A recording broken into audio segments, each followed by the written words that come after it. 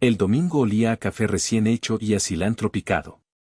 Para mí, un hombre de 55 años que se levantó de la nada, esos eran los olores del éxito. El aroma de la paz. Estaba sentado a la mesa de la cocina, la luz de la mañana de Guadalajara entraba por la ventana, y mis manos, gruesas y marcadas por una vida entera en la construcción, sostenían una taza de café caliente. Eran manos que habían mezclado cemento, levantado muros y firmado contratos. Cada callo, cada cicatriz, era una medalla ganada en la guerra contra la pobreza que dejé atrás en mi pueblo de Zacatecas. Frente a mí, un plato de chilaquiles rojos, con su queso cotija y su crema, esperaba. Era mi ritual, mi momento de silencio antes de que el mundo empezara a hacer ruido. Y entonces, el ruido entró en la cocina. Amalia, mi esposa desde hace 30 años, entró con ese paso silencioso que había perfeccionado con el tiempo, un paso que siempre precedía a una tormenta. Llevaba su bata de seda y una expresión de mártir que conocía demasiado bien. No se sentó.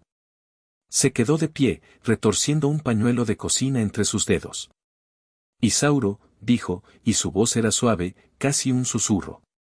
Era la voz que usaba para pedir las cosas más irrazonables, endulzando el veneno para que pareciera medicina.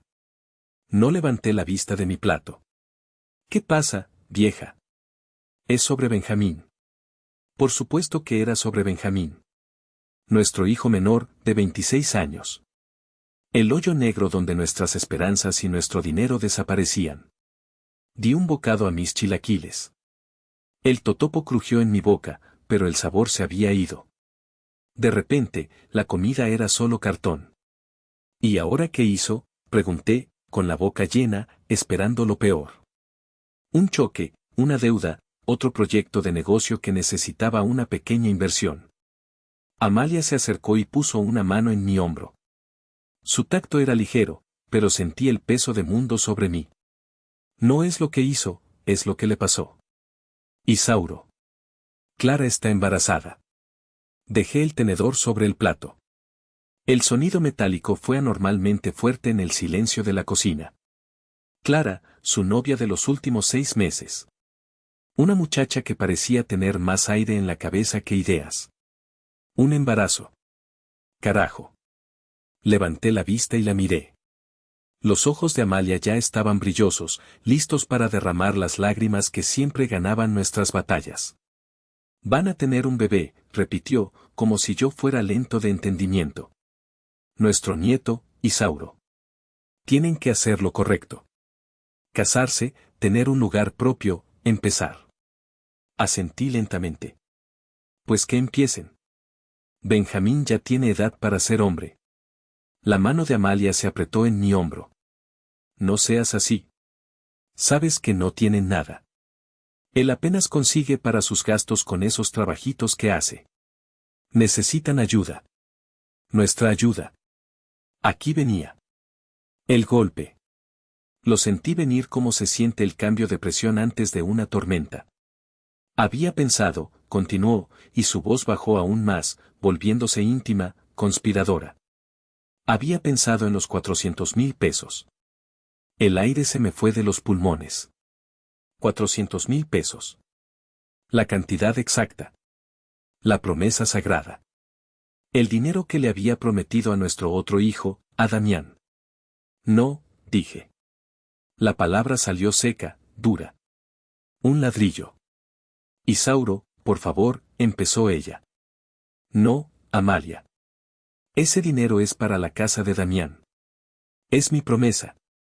Las promesas se pueden ajustar, susurró ella, y sus ojos finalmente se llenaron de lágrimas. Las circunstancias cambian. Damián lo tiene todo. Benjamín no tiene nada. Es nuestro nieto. Tu sangre. El desayuno se había acabado. La paz se había roto.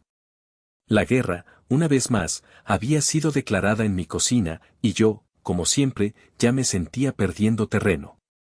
Me levanté de la mesa, dejando los chilaquiles a medio comer. Caminé hacia la sala, ese espacio que Amalia mantenía impecable, como un museo de la vida que habíamos construido. Pero para mí, en ese momento, era un campo de batalla lleno de recuerdos. Mis ojos se posaron en la pared principal, la que Amalia llamaba el muro de los logros. Estaba cubierta de fotografías enmarcadas. A la derecha, estaba Damián. Damián a los 6 años, con su uniforme escolar impecable y una sonrisa sin dientes. Damián a los 18, recibiendo su diploma de la preparatoria con honores. Y la más grande, la central, Damián con su toga y birrete, sosteniendo su título de ingeniero civil, con una mirada de orgullo y determinación que era un espejo de la mía propia. A su lado, en una foto más reciente, estaba con Jimena, su prometida, ambos sonriendo, irradiando esa confianza tranquila de quienes saben a dónde van. Damián era mi obra maestra. Era la prueba viviente de que un hombre de Zacatecas, un campesino sin estudios, podía venir a la ciudad y forjar un futuro. Él era la razón por la que mis manos estaban destrozadas y mi espalda a veces dolía por las mañanas. Era mi orgullo. A la izquierda, en un espacio mucho más pequeño, estaba Benjamín. La foto más reciente era de su graduación de la preparatoria, 5 años atrás. Llevaba el traje que le compramos, pero la corbata estaba floja y su sonrisa era más una mueca pícara que una de logro. A su lado, había fotos de equipos de fútbol de los que fue expulsado, de viajes que no terminaron bien, de novias que duraron menos que un suspiro. No había título universitario. No había un trabajo estable. Solo una serie de comienzos fallidos y excusas bien elaboradas. Benjamín era mi miedo. Era el fantasma de mi propio pasado, la personificación de mi terror a que uno de los míos volviera a la pobreza, al fracaso. Amaba a mis 2 hijos, de eso no había duda. Pero eran amores distintos. El amor por Damián era tranquilo, sólido como el concreto que él calculaba. Se basaba en el respeto mutuo y el orgullo. El amor por Benjamín era un torbellino de ansiedad. Era un amor protector, desesperado, un intento constante de tapar sus agujeros para que no se hundiera y arrastrarnos con él. Amalia decía que yo era duro con Benjamín, que no entendía su alma sensible. Pero yo veía la verdad.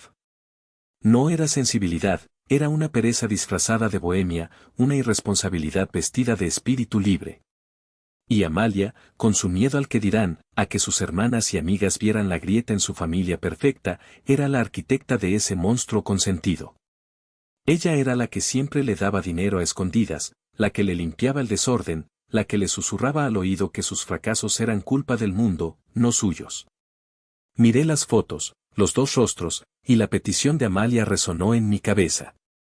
Quería tomar del pilar que sostenía nuestra casa para apuntalar un muro que se caía a pedazos. Y yo estaba en medio, como siempre, sintiendo como la estructura de mi propia vida amenazaba con colapsar. El olor a metal quemado y a tierra mojada me transportó 10 años atrás. Cerré los ojos y ya no estaba en mi sala, sino al lado de una carretera secundaria, bajo la llovizna fría de una noche de julio. Las luces rojas y azules de una patrulla pintaban la escena con colores de pesadilla. Mi camioneta de trabajo, mi herramienta más preciada, estaba estampada contra un poste de luz, el cofre arrugado como un papel. Benjamín, con 16 años, estaba sentado en la parte de atrás de la patrulla, no lloraba, solo me miraba con esos ojos de perro apaleado que siempre usaba para desarmarme. Se había llevado la camioneta sin permiso para ir a una fiesta. Había bebido.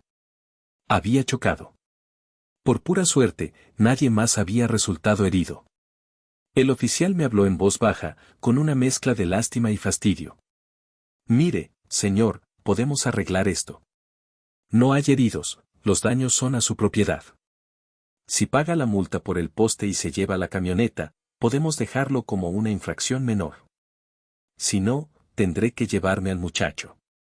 Yo sabía lo que eso significaba. Un registro juvenil, problemas con la ley, un estigma que lo marcaría.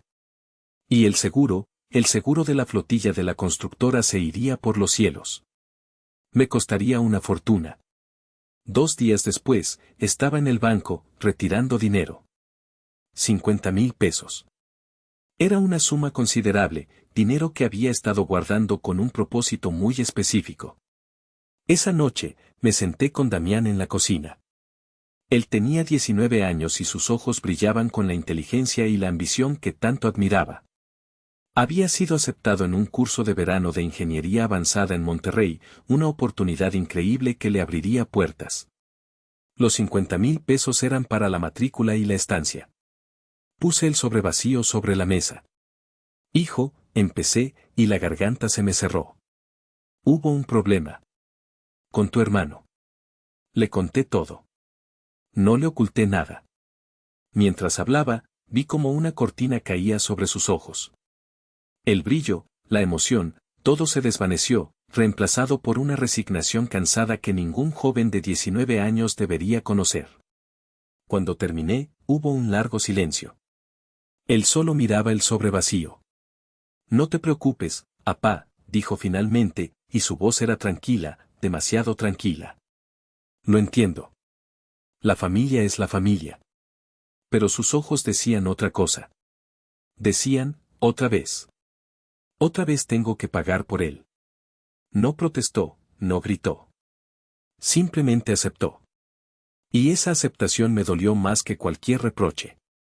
Esa noche, le robé un pedazo de su futuro para pagar el pasado irresponsable de su hermano. Y esa deuda, la que Damián nunca me cobró, se quedó entre nosotros, una cuenta pendiente que yo sabía que algún día tendría que saldar.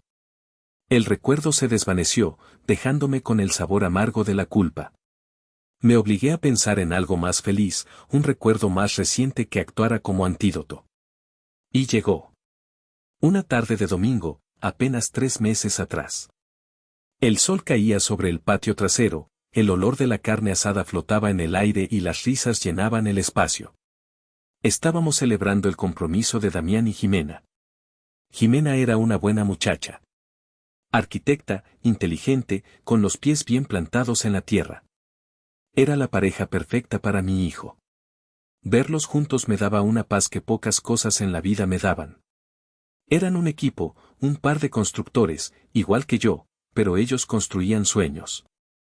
En medio de la fiesta, Damián y Jimena nos pidieron atención.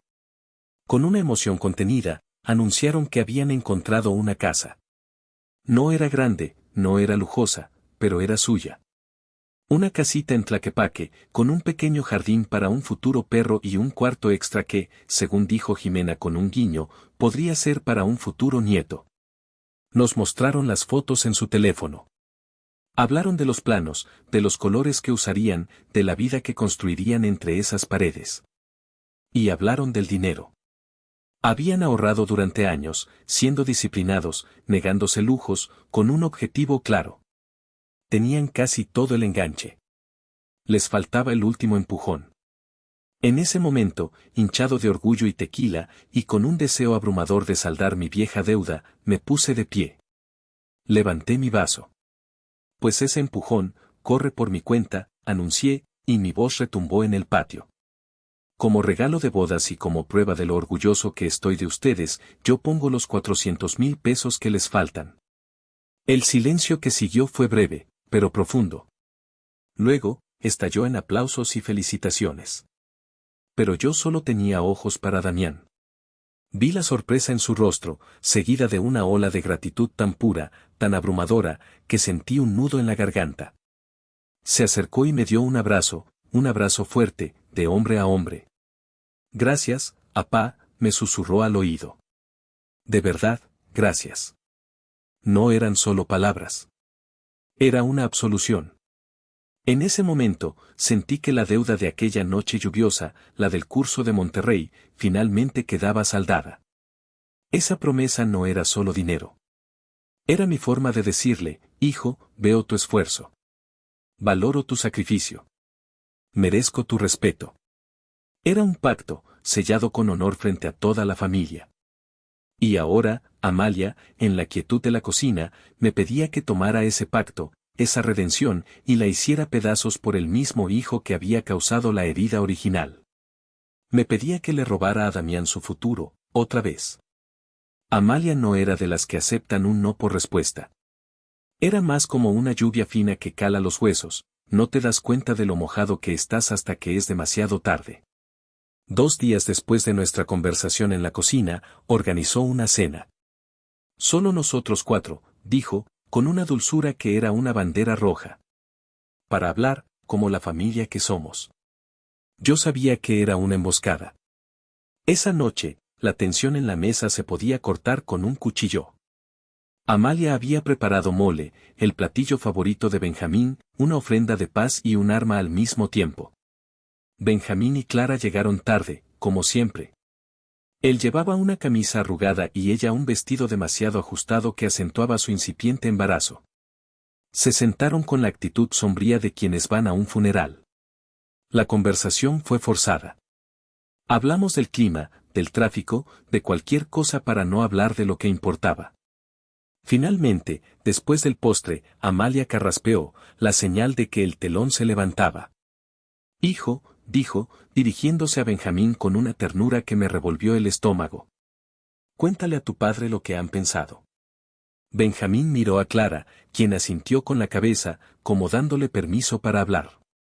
Él suspiró, un suspiro largo y dramático. Apá, sé que he cometido errores, comenzó, mirando sus manos sobre la mesa. He sido un desmadre. Pero esto es diferente. Voy a ser papá. Y quiero hacer las cosas bien. Por Clara, y por mi hijo. Hizo una pausa, esperando el efecto de sus palabras. Yo permanecí en silencio, con mi cara de constructor, una máscara de piedra que había aprendido a usar en negociaciones difíciles. Queremos casarnos, continuó Clara, y su voz era un susurro tembloroso. Antes de que nazca el bebé. Darle un nombre, una familia como Dios manda. Pero, no tenemos nada. Ni un peso ahorrado. Sus ojos se llenaron de lágrimas, justo a tiempo. Solo necesitamos un empujón, dijo Benjamín, ahora mirándome directamente. Un lugar donde vivir, algo para empezar. No te estamos pidiendo que nos mantengas para siempre. Solo el inicio. Por tu nieto. El nieto. Esa era la palabra clave. El chantaje emocional. Amalia los miraba con una devoción ciega, asintiendo con cada palabra. Su mirada se clavó en mí, una mezcla de súplica y orden. Estaba esperando que yo, el hombre de la casa, el proveedor, resolviera el problema que ella y su hijo consentido habían creado. Un empujón de 400,000 pesos es más que un empujón, Benjamín. Es una vida entera que tu hermano ha trabajado para construir, dije, mi voz era grave y tranquila. La cara de Benjamín se contrajo en una mueca de ofendido.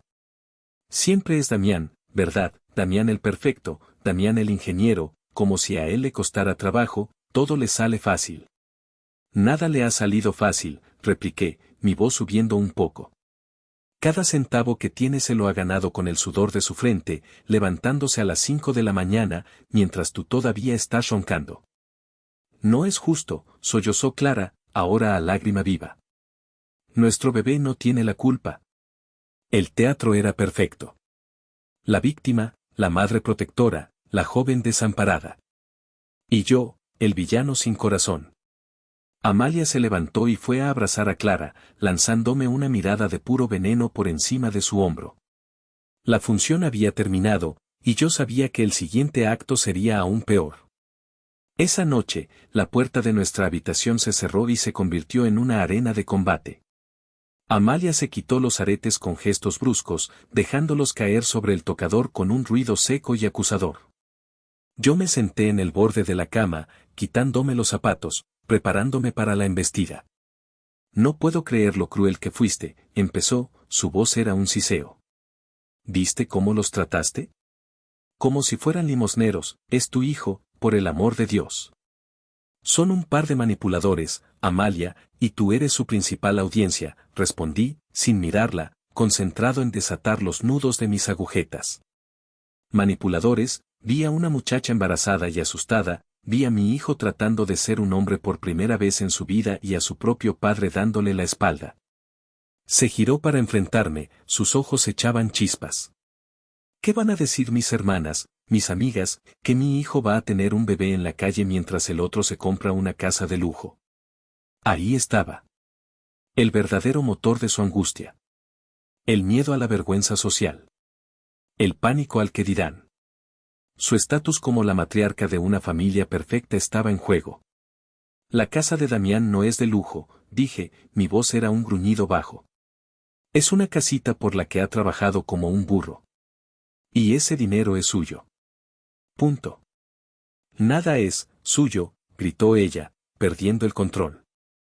Todo en esta casa lo hemos construido juntos, y tenemos una responsabilidad con ambos hijos, no solo con tu favorito. Mi favorito, me reí, una risa amarga que no tenía nada de gracia. El favorito es al que le he exigido todo y no le he dado más que problemas, o el favorito es al que le has resuelto la vida desde que nació.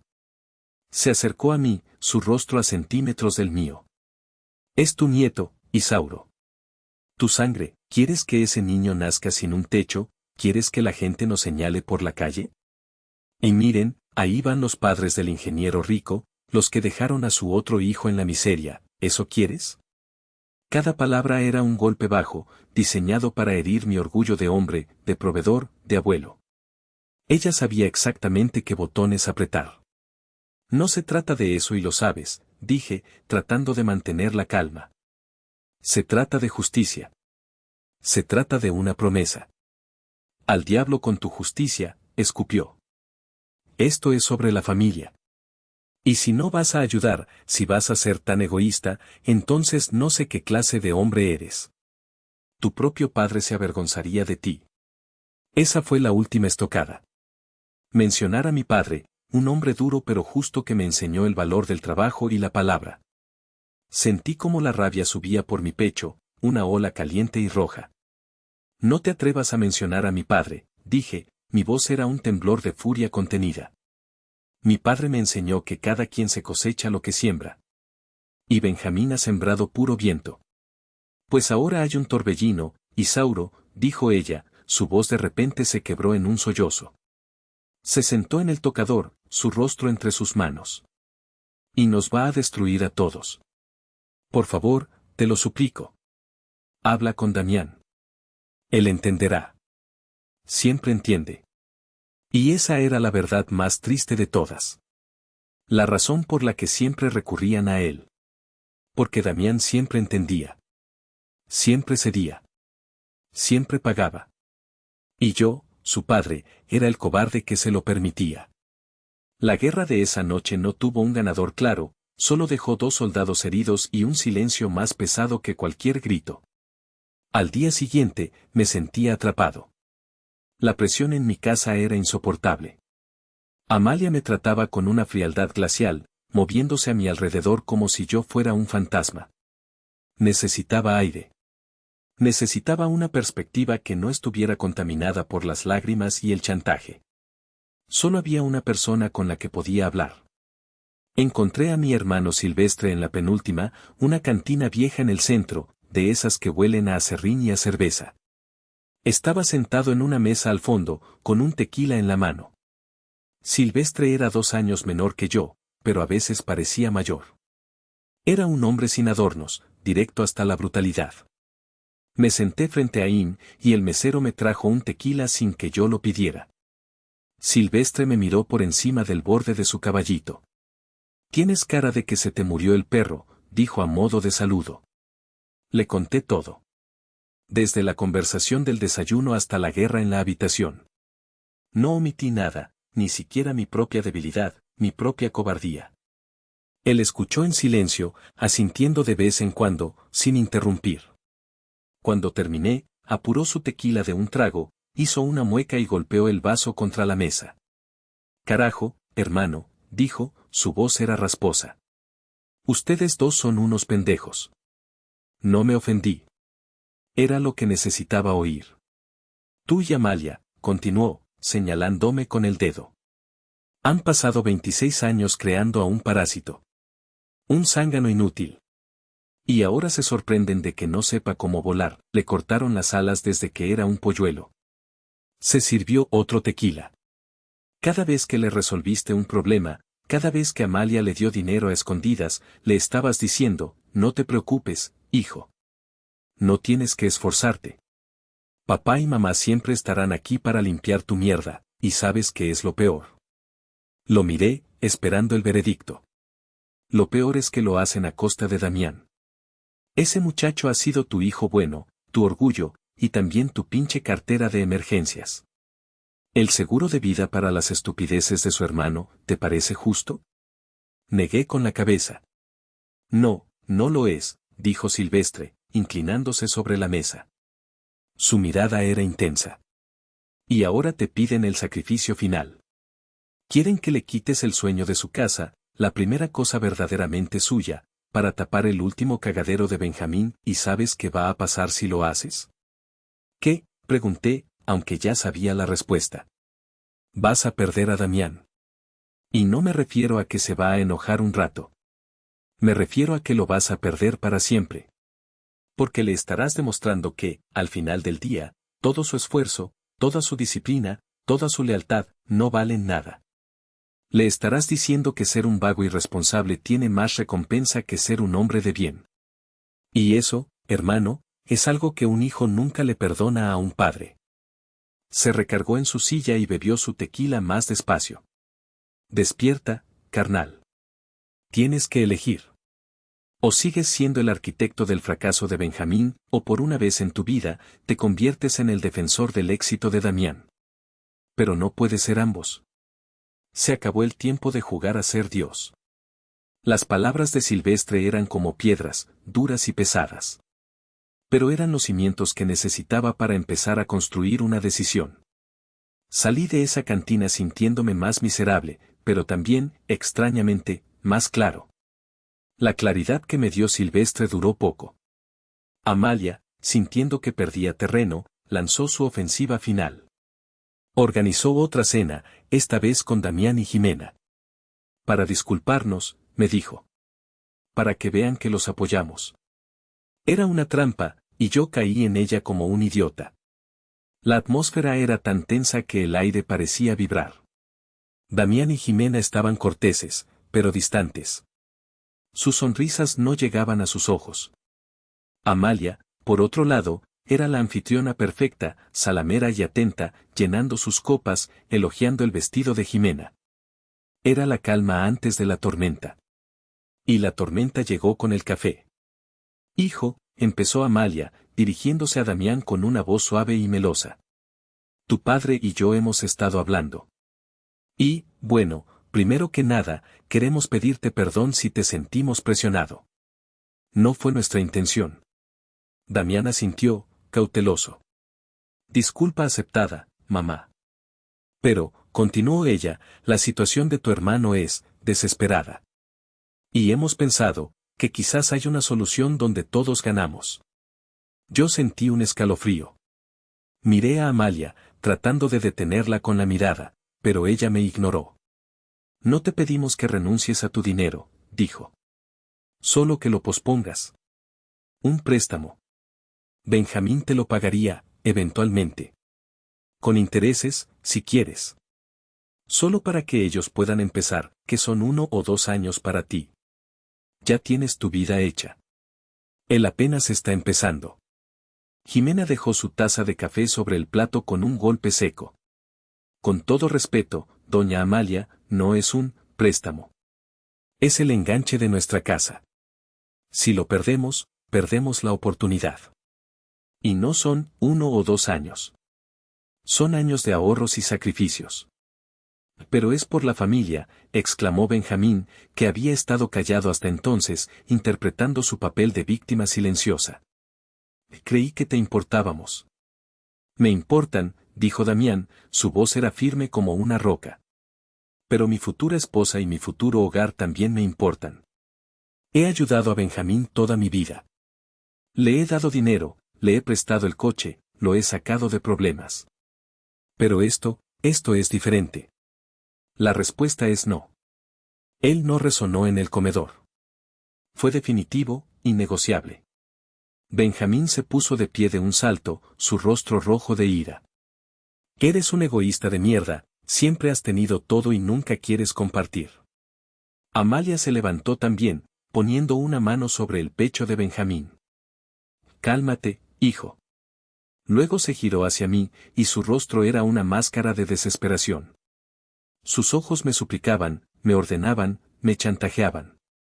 Isauro, di algo. Eres su padre. Hazlo entrar en razón. Y en ese momento, toda mi claridad, toda la fuerza que las palabras de Silvestre me habían dado, se derrumbó. Me sentí aplastado por el peso de las miradas, por los gritos, por 30 años de ceder ante Amalia. Estaba cansado. Cansado de luchar. Miré a mi hijo mayor, a mi orgullo, y lo traicioné. Hijo, dije, y mi propia voz me sonó extraña, débil.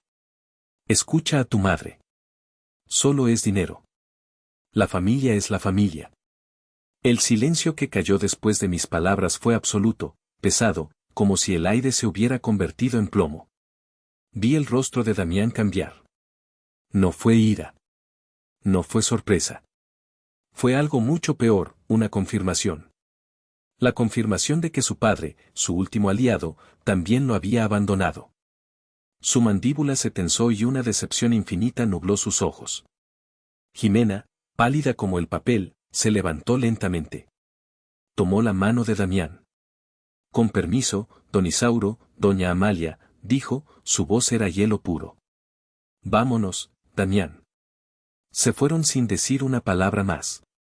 La puerta principal se cerró con un clic suave, pero para mí, sonó como el portazo final a la relación con mi hijo. Los días que siguieron a esa cena fueron un infierno silencioso. Damián no respondía mis llamadas ni mis mensajes. Amalia actuaba como si hubiera ganado una gran victoria, hablando sin parar de buscar departamentos para Benjamín y Clara, asumiendo que el dinero ya era suyo. Pero yo me sentía hueco, como si me hubieran arrancado algo vital. La mirada de decepción de Damián se repetía en mi mente una y otra vez. Las palabras de mi hermano Silvestre resonaban en mis oídos, están criando a un parásito. Y por primera vez, me di cuenta de que yo era el principal responsable. Mi debilidad había permitido que el parásito creciera, alimentándose de la vitalidad de su hermano. Una noche, incapaz de dormir, me levanté y fui a la cocina.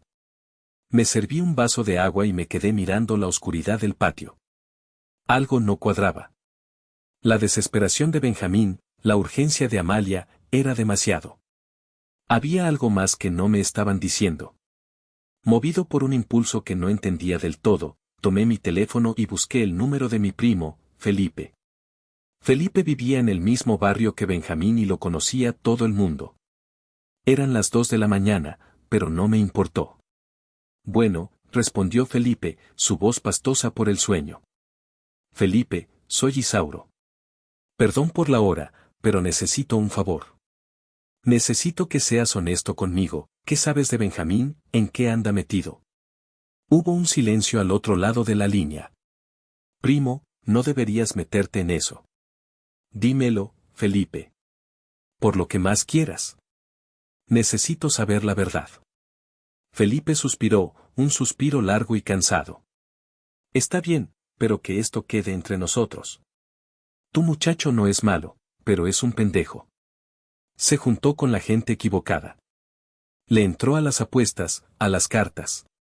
Empezó con poco, pero se fue hundiendo. Sentí un frío helado recorrerme la espalda.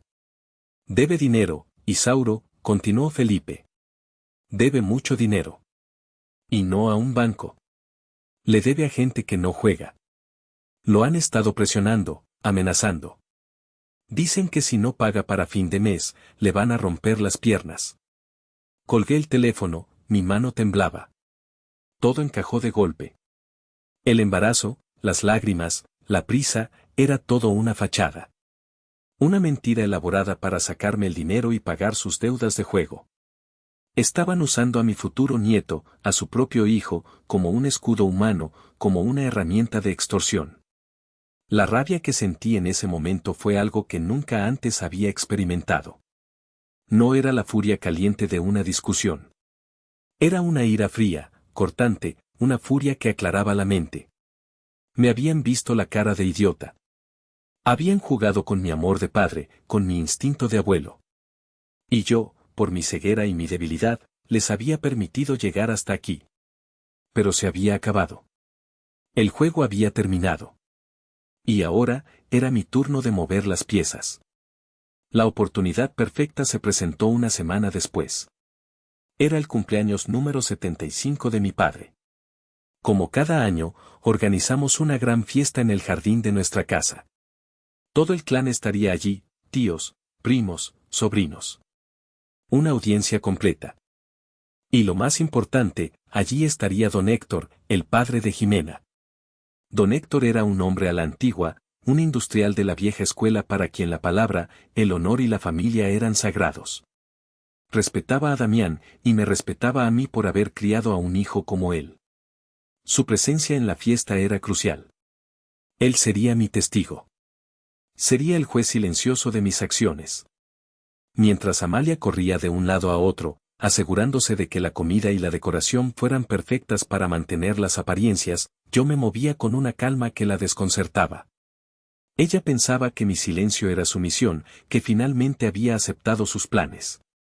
No tenía idea de que estaba preparando mi propio escenario, mi propio acto final. Vi llegar a Damián y a Jimena. Se movían con una dignidad herida, saludando a la familia, pero manteniendo una distancia cortés conmigo. Vi el dolor en los ojos de mi hijo, y me prometí a mí mismo que ese día, se lo compensaría. Luego llegaron Benjamín y Clara. Él, con una sonrisa falsa pegada en el rostro, ya celebrando su victoria. Ella, acariciando su vientre, el arma principal de su engaño. El jardín estaba lleno de gente. La música sonaba. Las risas flotaban en el aire. El escenario estaba listo. Solo faltaba que el director diera la orden de empezar. Y ese director, por primera vez en mucho tiempo, iba a ser yo. Esperé al momento justo, después del pastel, cuando mi padre había soplado las velas y los aplausos se habían calmado. Con una copa en la mano, pedí la atención de todos. Familia, empecé, mi voz era firme y clara, resonando en el jardín. Gracias por venir a celebrar a mi padre. Pero hoy, además de celebrar la vida, tenemos que arreglar un asunto familiar importante. Un murmullo recorrió a los invitados. Amalia me miró, pálida de repente, sintiendo que el guión se le escapaba de las manos. Llamé a Benjamín y a Amalia para que se acercaran. Benjamín, hijo. Has dicho que necesitas dinero para empezar tu nueva vida, para tu hijo. 400,000 pesos. Benjamín asintió, confundido pero arrogante. Sí, apá. Es lo justo. Justo, repetí, y mi voz se cargó de hielo. ¿Es justo usar a tu hijo no nacido para cubrir tus deudas de juego? El silencio fue total. Se podía oír el zumbido de una mosca. La cara de Benjamín perdió todo su color. Amalia dio un paso adelante. Isauro, ¿qué estás diciendo? Eso es una mentira, gritó, pero su voz tembló. No es ninguna mentira, repliqué, mi voz ahora era un trueno. Sé que le debes dinero a gente peligrosa, sé que te han amenazado, y usaste a tu madre y a tu novia para montarme un teatro y sacarme el dinero que le pertenece a tu hermano. Me giré hacia la multitud, hacia mi padre, hacia don Héctor. Se acabó, el teatrito se acabó hoy. Dejé a Benjamín y a Amalia petrificados en medio del jardín y caminé directamente hacia Damián y Jimena. Saqué un sobre de mi saco. Era un cheque. Damián, hijo, dije, mi voz se quebró por la emoción, pero se mantuvo firme. Aquí están tus 400,000 pesos. Para tu casa. Para tu futuro. Es tuyo. Te lo ganaste. Y perdóname, perdóname por haber dudado de ti. Por no haberte defendido antes. Le entregué el cheque y lo abracé. Sentí como sus hombros se sacudían, y supe que estaba llorando. No por el dinero. Sino por la justicia. Por el reconocimiento. Sentí sus brazos rodearme con una fuerza que no había sentido en años. Era el abrazo de un hijo que había recuperado a su padre. Cuando nos separamos, el caos estalló. Clara, al ver su plan y su futuro salvador desmoronarse, se giró hacia Benjamín, sus ojos llenos de furia. Me mentiste, le gritó, y su voz era chillona, histérica. Me juraste que tu papá pagaría, eres un bueno para nada, un fracasado, yo no voy a tener un hijo con un cobarde como tú. Agarró un vaso de la mesa más cercana y se lo arrojó a los pies. El cristal se hizo añicos, igual que la última pizca de dignidad de Benjamín. Clara se dio la vuelta y salió de la fiesta, abriéndose paso entre los invitados atónitos. Benjamín se quedó allí, solo, humillado, expuesto ante toda la familia. Amalia corrió a su lado, no para consolarlo, sino para protegerlo de las miradas, como una leona protegiendo a un cachorro herido, sin darse cuenta de que ella misma había ayudado a crear al monstruo. La fiesta se había terminado. Y mi familia, tal como la conocía, también. La gente empezó a irse rápidamente, incómoda, susurrando, evitando mirarme a los ojos. La música se había detenido. Solo quedaba el sonido del viento y los restos de una celebración que se había convertido en un funeral. Mi padre se acercó, me puso una mano en el hombro. Sus ojos, viejos y sabios, me miraron con una mezcla de tristeza y orgullo. Hiciste lo que tenías que hacer, hijo, dijo en voz baja. A veces, para salvar una rama, hay que cortar la que está podrida. Asentí, incapaz de hablar. Amalia, con Benjamín a su lado, pasó junto a mí como si yo no existiera. Su rostro era una máscara de odio puro. No me dijo nada. No necesitaba hacerlo. La mirada que me lanzó prometía un invierno largo y frío. Se subieron a su coche y se fueron, dejando un vacío en el lugar donde antes había una familia. Damián y Jimena se quedaron hasta el final, ayudándome a recoger los platos sucios en silencio. Cuando se iban, don Héctor se acercó a mí. Me extendió la mano. Isauro, dijo, y su voz era grave y respetuosa. Hoy demostró usted ser un hombre de honor. Estaremos orgullosos de emparentar con usted. Sus palabras deberían haberme llenado de orgullo, pero solo sentía un cansancio infinito. Vi cómo Damián y Jimena se alejaban en su coche, y por primera vez en mucho tiempo, sentí que mi hijo estaba a salvo. Pero el costo de esa seguridad había sido la guerra civil. Me quedé solo en el jardín, rodeado de las ruinas de mi propia fiesta. Había ganado la batalla por la justicia, por mi hijo, por mi propia integridad. Pero al mirar la casa vacía, las sillas desordenadas y los globos desinflados, me di cuenta de que en el proceso había perdido mi reino. Los días que siguieron fueron peores que cualquier grito. La casa se llenó de un silencio denso, pesado, un silencio que era un castigo en sí mismo. Amalia y yo nos convertimos en dos extraños compartiendo un techo. Ella se levantaba antes que yo y se iba a la cama después. Dejó de cocinar para mí. Mi ropa aparecía lavada y planchada sobre la cama, pero era un servicio, no un acto de amor. Nos cruzábamos en los pasillos y no nos mirábamos. Era como si un muro invisible se hubiera levantado entre nosotros, un muro construido con los ladrillos de su resentimiento y mi decisión. A veces, por la noche, la oía llorar en voz baja en el otro extremo de la cama. Una parte de mí quería acercarse, consolarla, decirle que todo estaría bien. Pero sabía que no sería verdad. Y otra parte de mí, la parte herida y enojada, pensaba que esas lágrimas eran por el hijo que había malcriado, no por el matrimonio que había destruido. Benjamín desapareció. Su teléfono estaba apagado. Amalia me culpaba, por supuesto. Decía que lo había orillado a la desesperación, que si algo le pasaba, la culpa sería mía. Yo no respondía. Sabía que Benjamín era un sobreviviente. Estaría en casa de algún amigo, lamiéndose las heridas y planeando su siguiente acto de víctima. Este silencio era su arma más poderosa. Era una forma de decirme constantemente, me traicionaste. Destruiste a mi hijo. Destruiste nuestra familia. Y aunque yo sabía que había hecho lo correcto, el silencio, día tras día, empezaba a carcomerme por dentro, haciéndome dudar. ¿Había otra manera? ¿Pude haberlo manejado mejor? La soledad en mi propia casa era la penitencia que pagaba cada día por mi acto de justicia. Pasaron 2 semanas. 2 semanas de silencio y soledad. Empezaba a pensar que así sería el resto de mi vida. Entonces, un martes por la tarde, mi teléfono sonó. Era Damián. Mi corazón dio un vuelco. Contesté, mi voz un poco ronca. Bueno. Apá, dijo. ¿Estás ocupado? No, hijo. Para ti nunca. Hubo una pausa.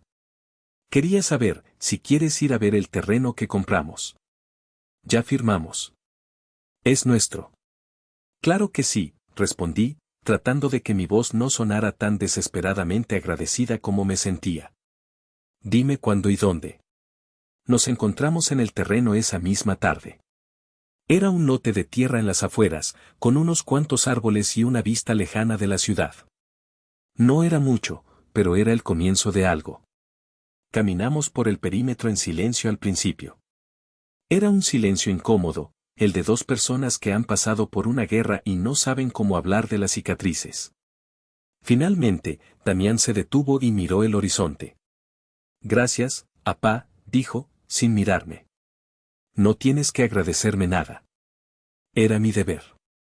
Era mi promesa. Él negó con la cabeza y se giró para mirarme. Sus ojos estaban claros. No por el dinero, dijo. Gracias por finalmente defenderme. Por elegirme.